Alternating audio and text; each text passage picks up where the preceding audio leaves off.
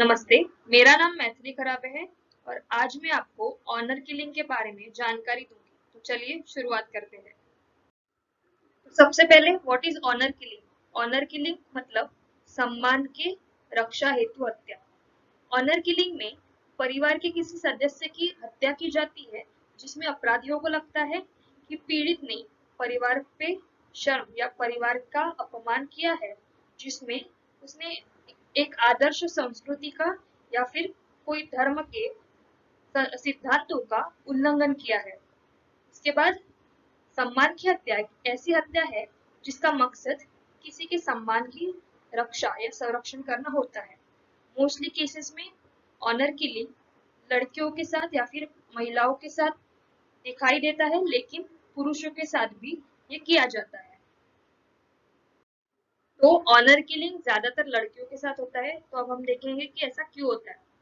भारतीय समाज में यह माना जाता है कि एक लड़की का चरित्र एक परिवार का प्रतिनिधित्व करता है। भारतीय समाजों में महिला महिला उसके परिवार के सम्मान के लिए प्रतिबिंबित करने का माना जाता है।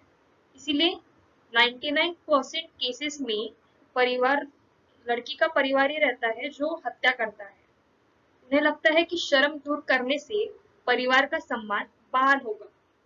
और काफी बार माता पिता को भी यह विश्वास होता है कि अपने बच्चे को वो मार सकते हैं, क्योंकि उन्होंने उसको जन्म दिया है, जो कि बहुत गलत बात है।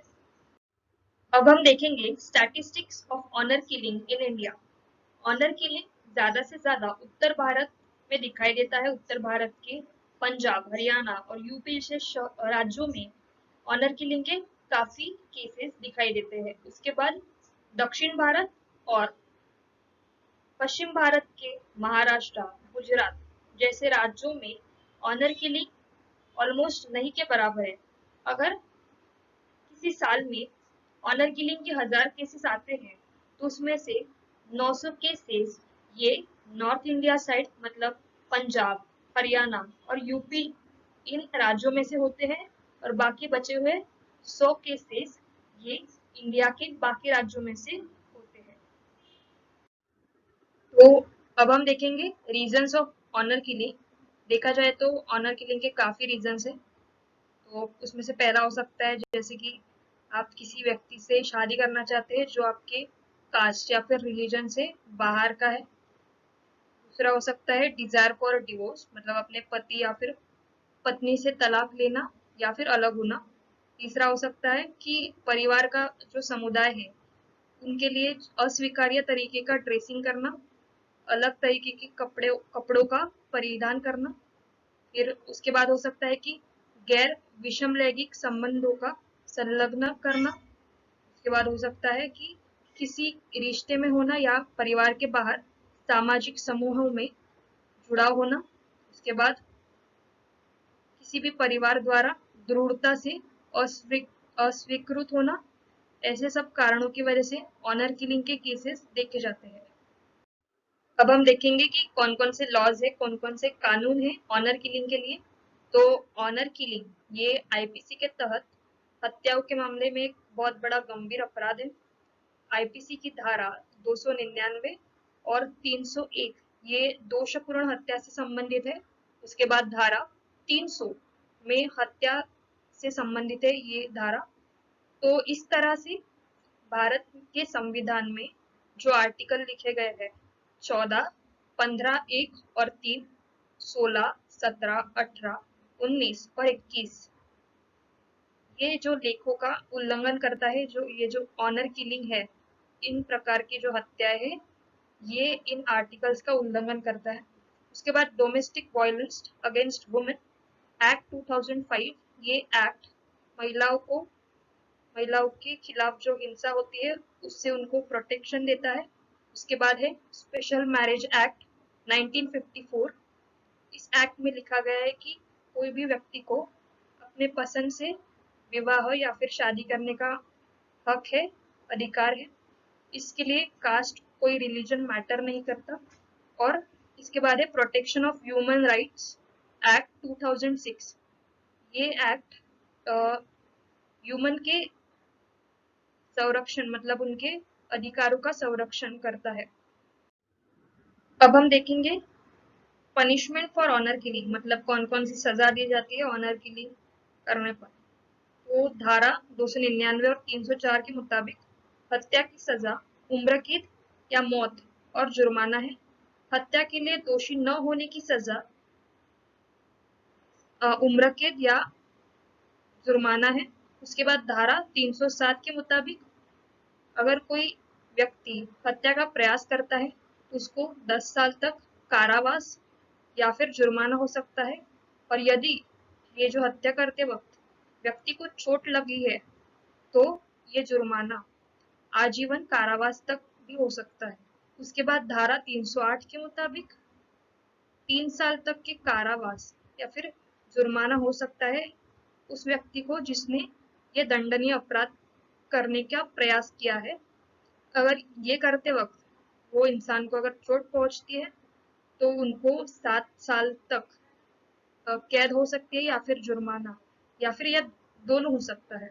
इसके बाद धारा 120 ए और बी इसके मुताबिक किसी भी व्यक्ति को दंडित करता है जो एक आपराधिक साजिश के लिए एक पक्ष है। उसके बाद धारा 107 और 116 ये हत्या और अपराधी हत्या सहित अपराधों के उन्मूलन के लिए व्यक्तियों को दंडित करता है।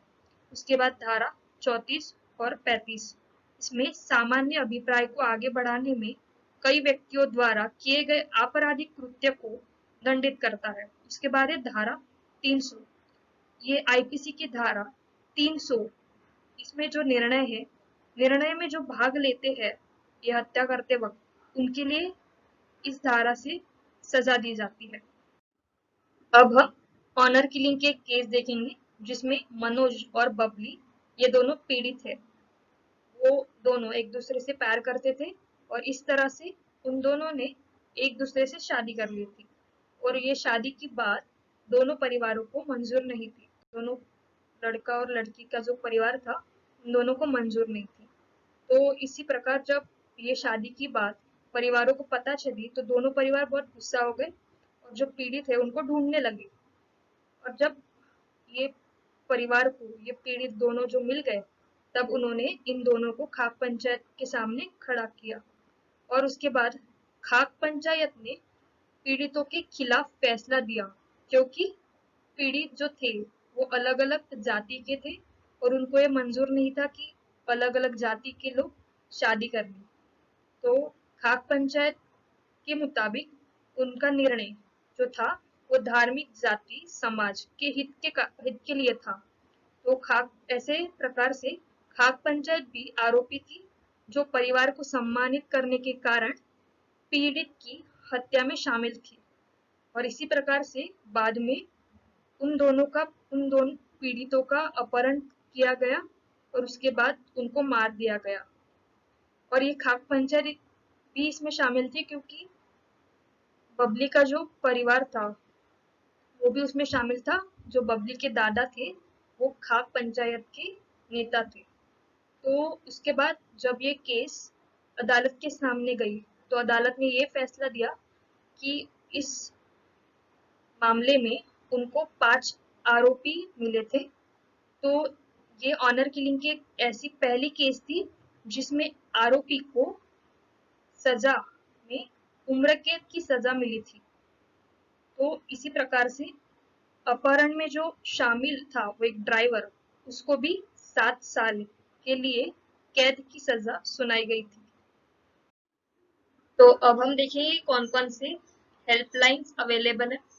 तो कर्मा निर्वाणा करके एक चैरिटी है जो एक अवार्ड विनिंग नेशनल चैरिटी है जो सम्मान आधारित शोषण और जबरदस्ती किया हुआ विवाह इनके पीड़ितों को सपोर्ट करती है।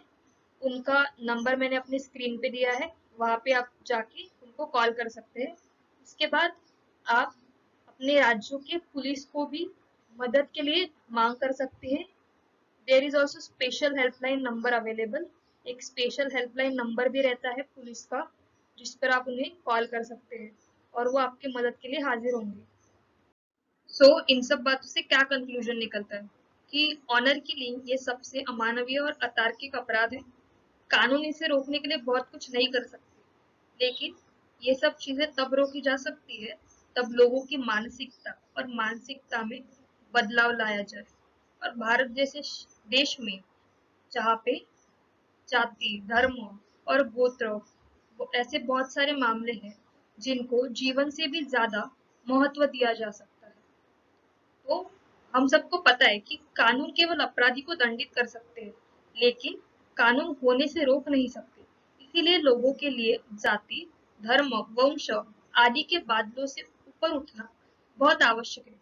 और उनको ये बात समझना भी चाहिए कि असली सम्मान परिवार के सदस्यों को की रक्षा करने में है और उदार और खुला होने में है। तो ये सब बातें हम कैसे कर सकते हैं वो हम देखेंगे कि इसके लिए अब हम महिलाओं के लिए पुलिस स्टेशन बनवा सकते हैं। उसके बाद इस इशू के लिए कुछ सार्वजनिक शिक्षा दे सकते हैं।